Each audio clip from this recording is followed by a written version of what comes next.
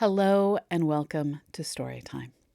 My name is Dr. Pamela Gay, and throughout my life, people have told me they would listen to me read the phone book. I'm not going to read the phone book to you. I am instead going to read some of the things that I read as part of my college courses. So I guess I'm reading to you a textbook. In this election year, I want everyone to reflect on what were the origins of America? What is the idea behind democracy that was fought for? Growing up in New England, we learned that it all started with the words of Thomas Paine in Common Sense. That was what fired up the people. I'm not going to read the entirety of Common Sense to you this evening. However, I would like to read, as a start, Thoughts on the Present State of American Affairs. Here we go. In the following pages, I offer nothing more than simple facts, plain arguments, and common sense, and have no other preliminaries to settle with the reader than that he will divest himself of prejudice and prepossession, and suffer his reason and his feelings to determine for themselves that he will put on, rather than he will not put off, the true character of a man, and generously enlarge his views beyond the present day. Volumes have been written on the subject of the struggle between England and America. Men of all ranks have embarked in the controversy from different motives and with various designs, but all have been ineffectual, and the period of debate is closed. Arms, as the last resource, decide the contest. The appeal was the choice of the king, and the continent hath accepted the challenge. It hath been reported of the late Mr. Pelham, who, thou an able minister, was not without his faults, that on his being attacked in the House of Commons on the score that his measures were only of the temporary kind, replied, "They will last my time." Should a thought so fatal and unmanly possess the colonies in the present contest, the name of ancestors will be remembered by future generations with detestation. The sun never shined on a cause of greater worth. 'Tis not the affair of a city, a country, a province, or a kingdom, but of a continent, of at least 1/8 part of the habitable globe. 'Tis not the concern of a day, a year, or an age.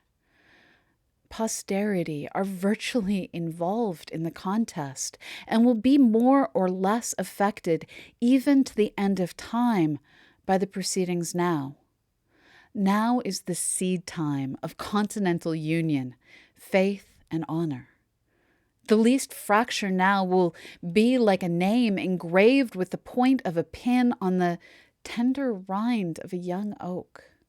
The wound will enlarge with the tree, and posterity read it in full-grown characters. By referring the matter from argument to arms, a new era for politics is struck, a new method of thinking hath arisen. All plans, proposals, etc., prior to the 19th of April, i.e., to the commencement of hostilities, are like the almanacs of the last year, which, though proper then, are superseded and useless now. Whatever was advanced by the advocates on either side of the question then terminated in one and the same point, viz. A union with Great Britain. The only difference between the parties was the method of effecting it. The one proposing force, the other friendship. But it hath so far happened that the first hath failed, and the second has withdrawn her influence.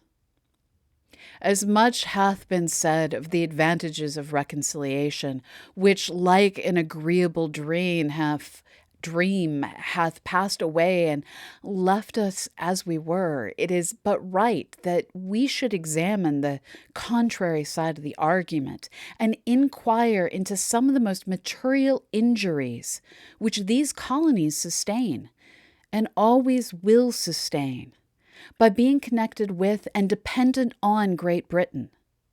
To examine that connection and dependence on the principles of nature and common sense, to see what we have to trust to if separated, and what we are to expect if dependent.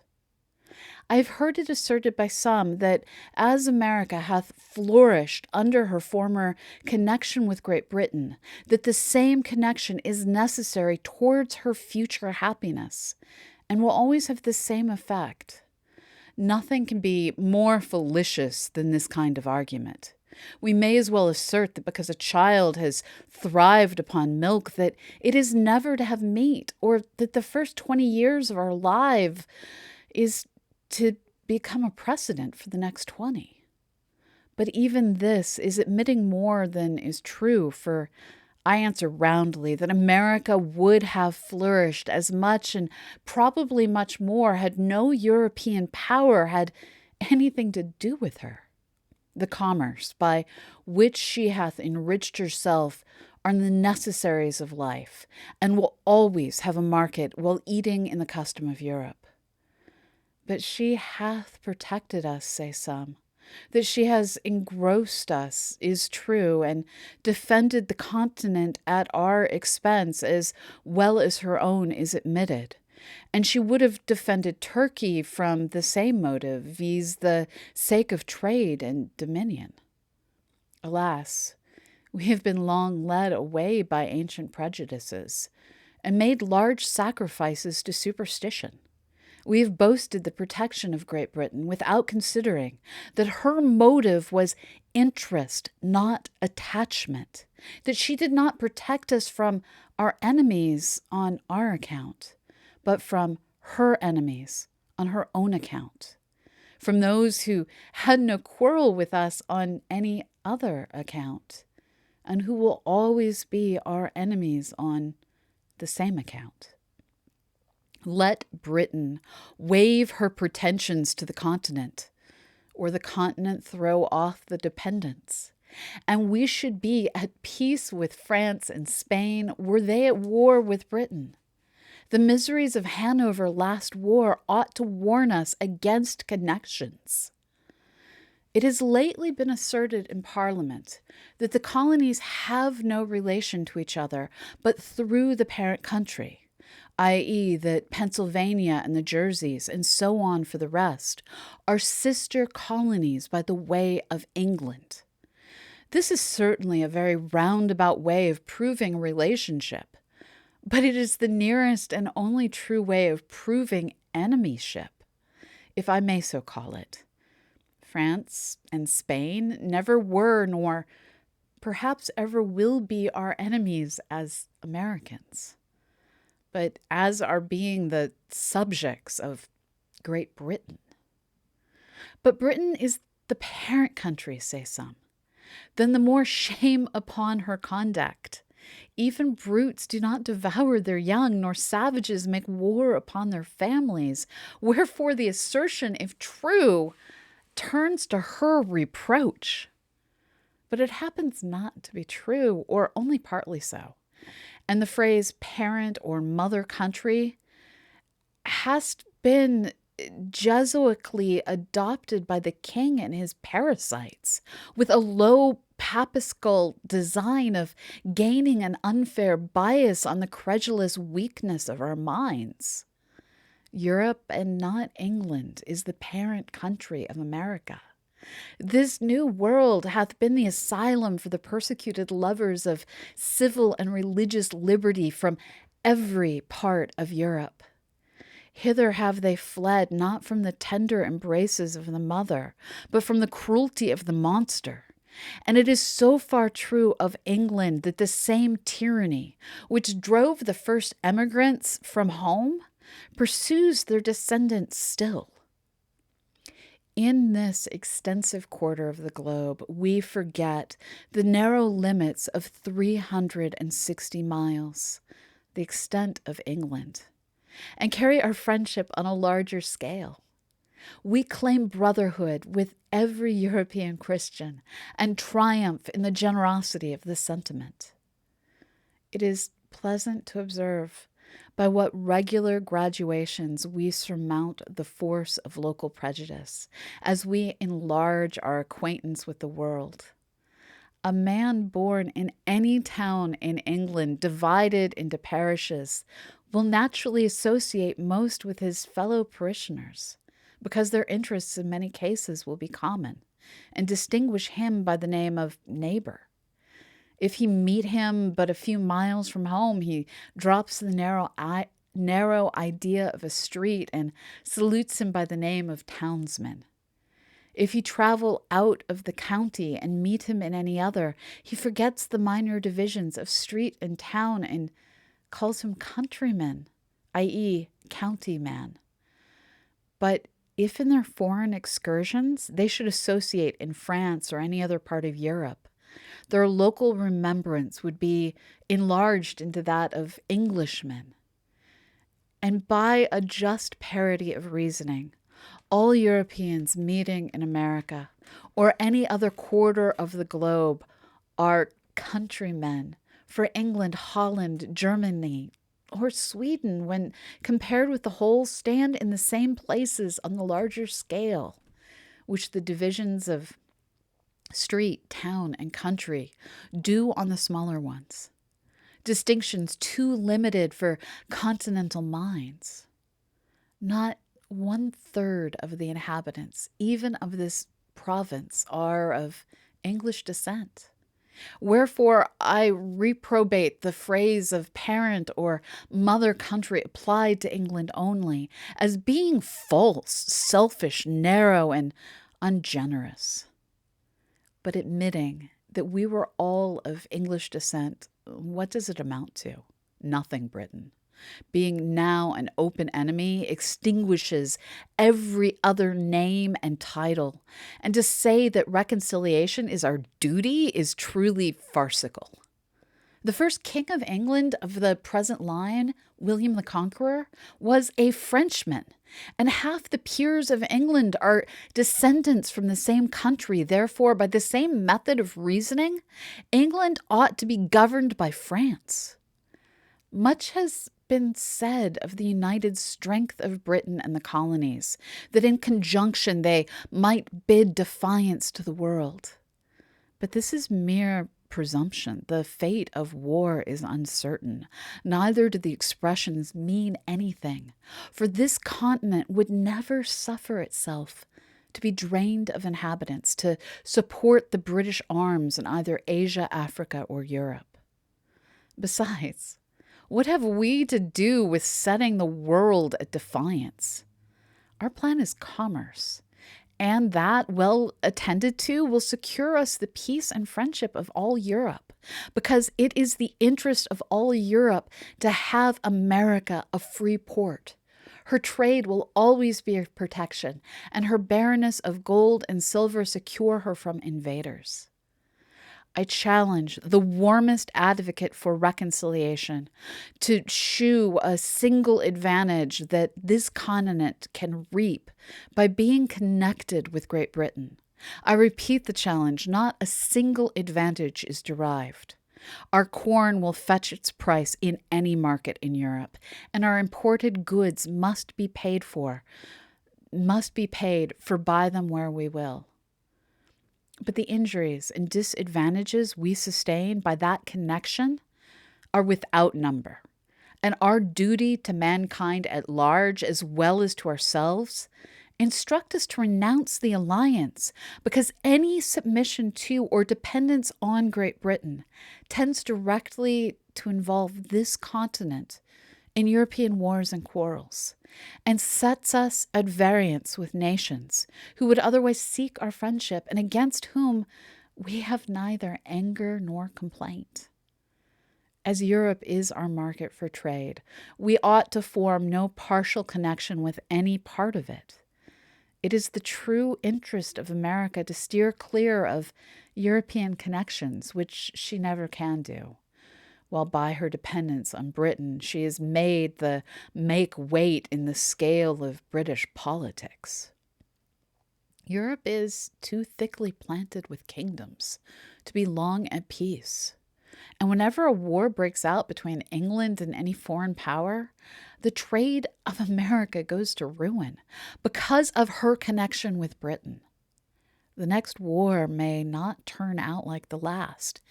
And should it not, the advocates for reconciliation now will be wishing for separation then, because neutrality in that case would be a safer convoy than a man of war.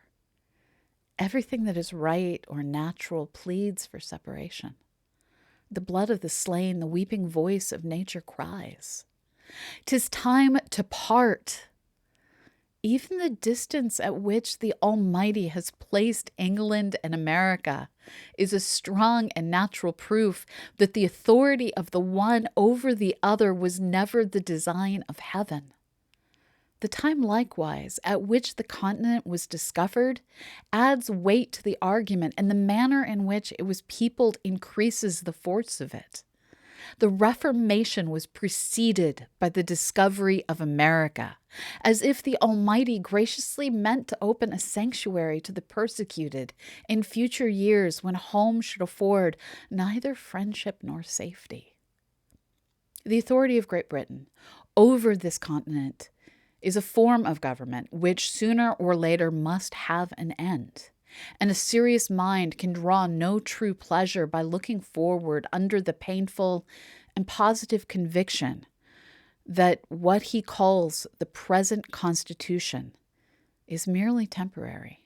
As parents, we can have no joy knowing that this government is not sufficiently lasting to ensure anything which we may bequeath to posterity. And by a plain method of argument, as we are running the next generation into debt, we ought to do the work of it.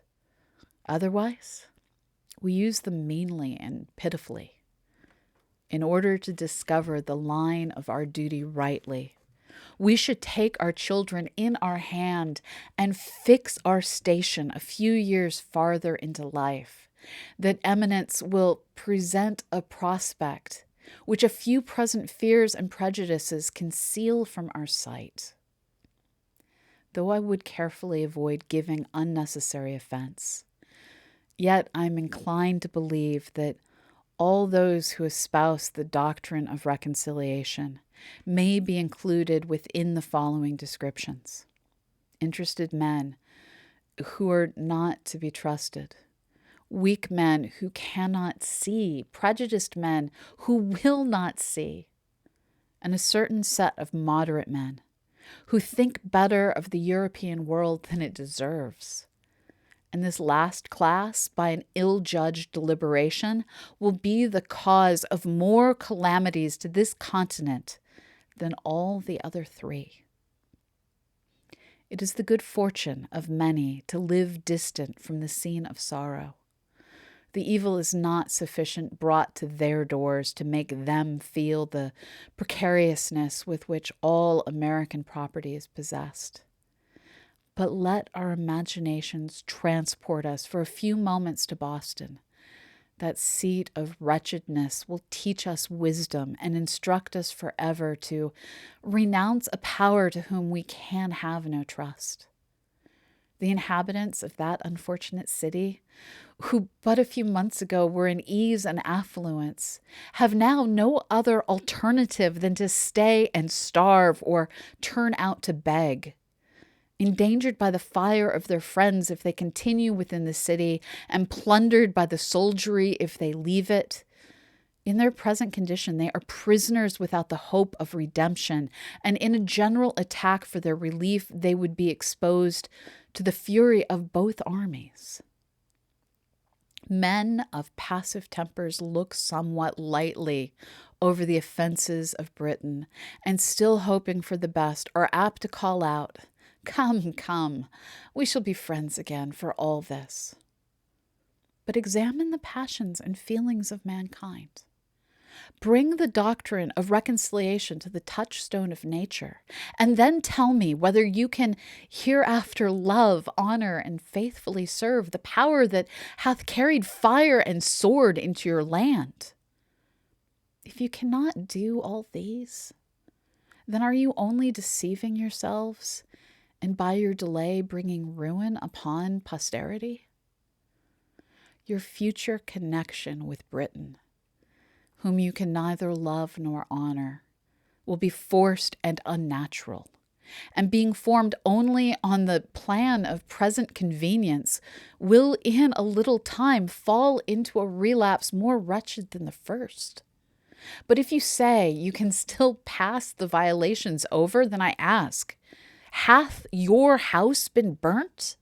Hath your property been destroyed before your face? Are your wife and children destitute of a bed to lie on or bread to live on? Have you lost a parent or a child by their hands, and yourself the ruined and wretched survivor? If you have not, then are you not a judge of those who have? But if you have, and still can shake hands with the murderers, then are you unworthy of the name of husband, father, friend, or lover? And whatever may be your rank or title in life, you have the heart of a coward and the spirit of a sycophant. This is not inflaming or exaggerating matters, but trying them by those feelings and affections which nature justifies, and without which we should be incapable of discharging the social duties of life or enjoying the felicities of it. I mean not to exhibit horror for the purpose of provoking revenge, but to awaken us from fatal and unmanly slumbers, that we may pursue determinately some fixed object. It is not in the power of Britain or of Europe to conquer America, if she do not conquer herself by delay and timidity. The present winter is worth an age if rightly employed. But if lost or neglected, the whole continent will partake of the misfortune, and there is no punishment which that man will not deserve, be he who or what or where he will, that may be the means of sacrificing a season so precious and useful. It is repugnant to reason, to the universal order of things, to all examples from former ages, to suppose that this continent can longer remain subject to an external power. The most sanguine in Britain does not think so. The utmost stretch of human wisdom cannot at this time compass a plan short of separation which can promise the continent even a year's security. Reconciliation is now a fallacious dream. Nature hath deserted the connection, and art cannot supply her place. For as Milton wisely expresses, quote, "Never can true reconcilement grow where wounds of deadly hate have pierced so deep," end quote. Every quiet method for peace hath been ineffectual. Our prayers have been rejected with disdain, and only tended to convince us that nothing flatters vanity or confirms obstinacy in kings more than repeated petitioning, and nothing hath contributed more than that very measure to make the kings of Europe absolute. Witness Denmark and Sweden. Wherefore, since nothing but blows will do, for God's sake, let us come to a final separation, and not leave the next generation to be cutting throats under the violated, unmeaning names of parent and child. To say they will never attempt it again is idle and visionary. We thought so at the repeal of the Stamp Act, yet a year or two undeceived us, as well may we suppose that nations which have been once defeated will never renew the quarrel. As to government matters, It is not in the power of Britain to do this continent justice. The business of it will soon be too weighty and intricate to be managed with any tolerable degree of convenience by a power so distant from us and so very ignorant of us. For if they cannot conquer us, they cannot govern us. To be always running 3,000 or 4,000 miles with a tale or a petition, waiting 4 or 5 months for an answer, which when obtained requires 5 or 6 more to explain it in, will in a few years be looked upon as folly and childishness.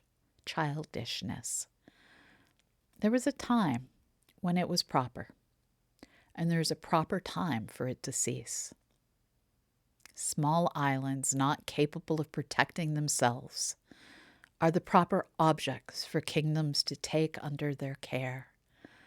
But there is something very absurd in supposing a continent to be perpetually governed by an island. In no instance hath nature made the satellite larger than its primary planet. And as England and America, with respect to each other, reverses the common order of nature, it is evident they belong to different systems. England to Europe, America to itself. I am not introduced by motives of pride, party, or resentment to espouse the doctrine of separation and independence. I am clearly, positively, and conscientiously persuaded that it is the true interest of this continent to be so, that everything short of that is mere patchwork, that it can afford no lasting felicity, that it is leaving the sword to our children and shrinking back at a time when a little more, a little farther, would have rendered this continent the glory of the earth. As Britain hath not manifested the least inclination towards a compromise, we may be assured that no terms can be obtained worthy the acceptance of the continent, or any ways equal to the expense of blood and treasure we have been already put to. The object contended for ought always to bear some just proportion to the expense. The removal of North, or the whole detestable junto, is a matter unworthy the millions we have expended. A temporary stoppage of trade was an inconvenience which would have sufficiently balanced the repeal of all the acts complained of, had such repeals been obtained. But if the whole continent must take up arms, if every man must be a soldier, it is scarcely worth our while to fight against a contemptible ministry only. Dearly, dearly do we pay for the repeal of the acts, if that is all we fight for. For in a just estimation, it is as great a folly to pay a Bunker Hill price for law as for land. As I have always considered the independency of this continent as an event which sooner or later must arrive, so from the late rapid progress of the continent to maturity, the event could not be far off. Wherefore, on the breaking out of hostilities, it was not worth the while to have disputed a matter which time would have finally redressed, unless we meant to be in earnest. Otherwise, it is like wasting an estate on a suit at law to regulate the trespasses of a tenant whose lease is just expiring. No man was a warmer wisher for reconciliation than myself before the fatal 19th of April, 1775, but the moment the event of that day was made known, I rejected the hardened, sullen, tempered Pharaoh of England forever, and disdained the wretch that, with the pretended title of father of his people, can unfeelingly hear of their slaughter and composedly sleep with their blood upon his soul.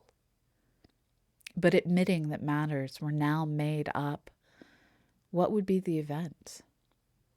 I answer the ruin of the continent. and that for several reasons. First, the powers of governing still remaining in the hands of the king, he will have a negative over the whole legislation of this continent. And as he hath shown himself such an inveterate enemy to liberty, and discovered such a thirst for arbitrary power, is he or is he not a proper man to say to these colonies, "You shall make no laws but what I please"? And is there any inhabitant in America so ignorant as not to know that according to what is called the present Constitution, that this continent can make no laws but what the king gives leave to? And is there any man so unwise as not to see that, considering what has happened, he will suffer no law to be made here, but such as suit his purpose? We may be as effectually enslaved by the wants of laws in America as by submitting to laws made for us in England. After matters are made up, as it is called, can there be any doubt but the whole power of the crown will be exerted to keep this continent as low and humble as possible? Instead of going forward, we shall go backward, or be perpetually quarreling or ridiculously petitioning. We are already greater than the king wishes us to be, and will he not thereafter endeavor to make us less? To bring the matter to one point, is the power who is jealous of our prosperity a proper power to govern us? Whoever says no to this question is an independent. For independency means no more than whether we shall make our own laws, or whether the king, the greatest enemy this continent hath, or can have, shall tell us, "There shall be no laws, but such as I like." But the king, you will say, has a negative in England. The people there can make no laws without his consent. In point of right and good order, there is something very ridiculous that a youth of 21, which hath often happened, shall say to several millions of people older and wiser than himself, "I forbid this or that act of yours to be law." But in this place I decline this sort of reply, though I will never cease to expose the absurdity of it, and only answer that England being the king's residence and America not so, makes quite another case. The king's negative here is 10 times more dangerous and fatal than it can be in England, for there he will scarcely refuse his consent to a bill for putting England into as strong a state of defense as possible, and in America he would never suffer such a bill to be passed. America is only a secondary object in the system of British politics. England consults the good of this country no farther than it answers her own purpose. Wherefore her own interest leads her to suppress the growth of ours in every case which doth not promote her advantage, or in the least interferes with it. A pretty state we should soon be in under such a second-hand government, considering what has happened. Men do not change from enemies to friends by the alteration of a name. And in order to show that reconciliation now is a dangerous doctrine, I affirm that it would be policy in the king at this time to repeal the acts for the sake of reinstating himself in the government of provinces, in order that he may accomplish by craft and subtlety in the long run what he cannot do by force and violence in the short one. Reconciliation and ruin are nearly related. Secondly, that as even the best terms, which we cannot expect to obtain, can amount to no more than a temporary expedient or a kind of government by guardianship, which can last no longer than till the colonies come of age, so the general face and state of things in the interim will be unsettled and unpromising. Emigrants of property will not choose to come to a country whose form of government hangs but by a thread, and who in every day tottering on the brink of commotion and disturbance, and numbers of the present inhabitants would lay hold of the interval to dispense of their effects and quit the continent. But the most powerful of all arguments is that nothing but independence, i.e., a continental form of government, can keep the peace of the continent and preserve it inviolate from civil wars. I dread the event of a reconciliation with Britain now, as it is more than probable that it will be followed by a revolt somewhere or other, the consequences of which may be far more fatal than all the malice of Britain. Thousands are already ruined by British barbarity. Thousands more will probably suffer the same fate. Those men have other feelings than us who have nothing suffered. All they now possess is liberty. What they before enjoyed is sacrificed to its service, and having nothing more to lose, they disdain submission. Besides, the general temper of the colonies toward a British government will be like that of a youth who is nearly out of his time. They will care very little about her. And a government which cannot preserve the peace is no government at all. And in that case, we pay our money for nothing and pray, what is it that Britain can do, whose power will be wholly on paper, should a civil tumult break out the very day after reconciliation? I have heard some men say, many of whom I believe spoke without thinking, that they dreaded an independence, fearing that it would produce civil wars. It is but seldom that our first thoughts are truly correct. And that is the case here, for there are 10 times more to dread from a patched-up connection than from independence. I make the sufferer's case my own, and I protest that were I driven from house and home, my property destroyed, and my circumstances ruined, that as man sensible of injuries, I could never relish the doctrine of reconciliation or consider myself bound thereby. The colonies have manifested such a spirit of good order and obedience to continental government as is sufficient to make every reasonable person easy and happy on that head. No man can assign the least pretense for his fears on any other grounds than such as are truly childish and ridiculous, viz. That one colony will be striving for superiority over another. Were there no distinctions, there can be no superiority. Perfect equality affords no temptation. The republics of Europe are all, and we may say always, in peace.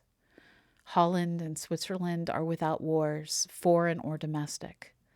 Monarchical governments, it is true, are never long at rest. The crown itself is a temptation to enterprising ruffians at home, and that degree of pride and insolence ever attendant on regal authority swells into a rupture for foreign powers in instances where a republican government, by being formed on more natural principles, would negotiate the mistake. If there is any true cause of fear respecting independence, it is because no plan is yet laid down. Men do not see their way out, wherefore, as an opening into that business, I offer the following hints, at the same time modestly affirming that I have no other opinion of them myself than that we may be the means of giving rise to something better. Could the straggling thoughts of individuals be collected, they would frequently form materials for wise and able men to improve into useful matter. Let the assemblies be annual, with the president only, the representation more equal, their business wholly domestic and subject to the authority of a continental congress. Let each colony be divided into 6, 8, or 10 convenient districts, each district to send a proper number of delegates to Congress, so that each colony send at least 30. The whole number in Congress will be at least 390. each Congress to sit and to choose a president by the following method. And here Thomas Paine goes on to lay out his dreams. I'm going to skip through a lot of that and jump down to after, because the world that we have is not the one that he outlined. And in order that nothing may pass into law but what is satisfactorily just, not less than 3/5 of the Congress to be called a majority, he that will promote discord under a government so equally formed as this would have joined Lucifer in his revolt. But as there is a peculiar delicacy from whom or in what manner this business must first arrive, and as it seems most agreeable and consistent that it should come from some intermediate body between the governed and the governors, that is, between the Congress and the people, let a continental conference be held. And then he goes forward to describe that in great detail. This is the part of common sense that usually isn't read. I'm trying to figure out if I want to pick up more of this. I think here I'm going to stop with the idea that he elucidates here.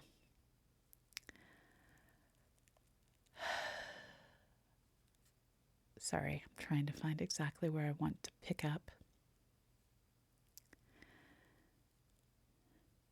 A government of our own is our natural right, and when a man seriously reflects on the precariousness of human affairs, he will become convinced that it is infinitely wiser and safer to form a constitution of our own in a cool, deliberate manner, while we have it in our power, than to trust such an interesting event to time and chance.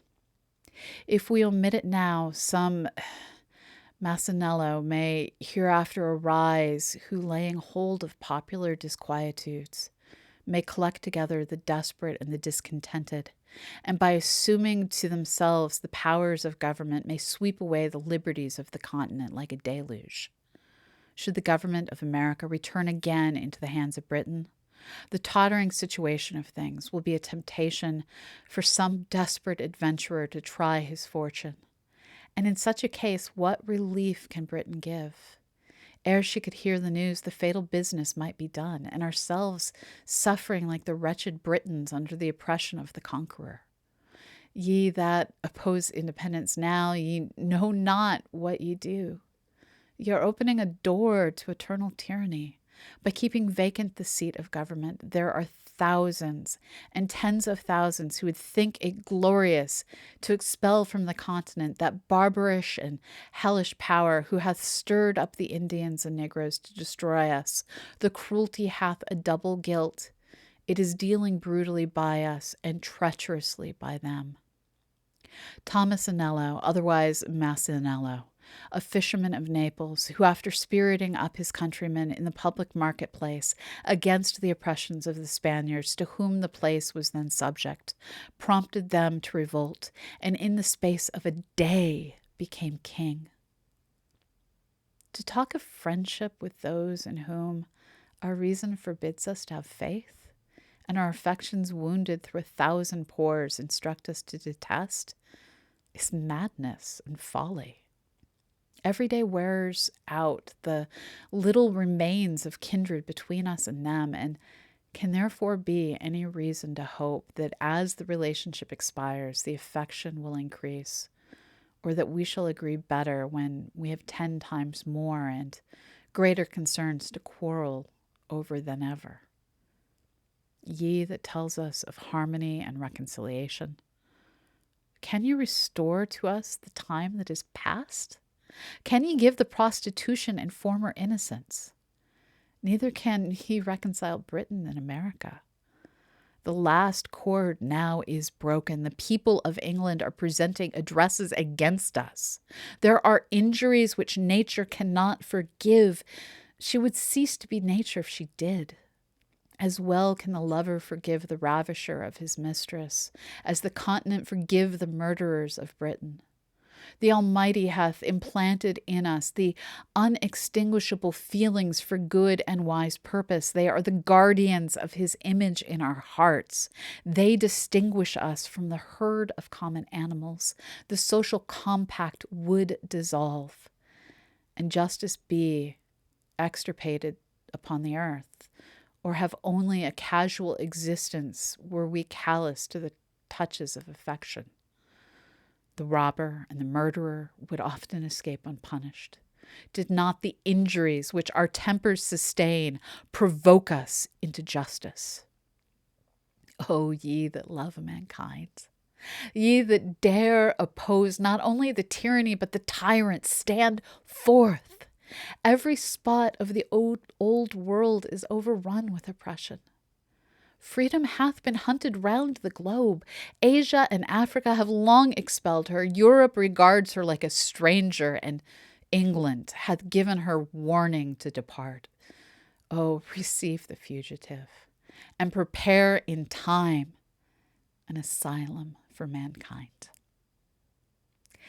And that concludes part 3 of Thomas Paine's Common Sense. This is one of many works that were written to, well, articulate what it would take to found this nation, to articulate the ideas, the reasons, the purposes. And while we no longer need to fight off the bonds of England, we certainly do have many bonds that we do need to consider. And his thoughts on the present state of American affairs, written in 1775, still continues to have much to provoke the thoughts of 2024. Thank you.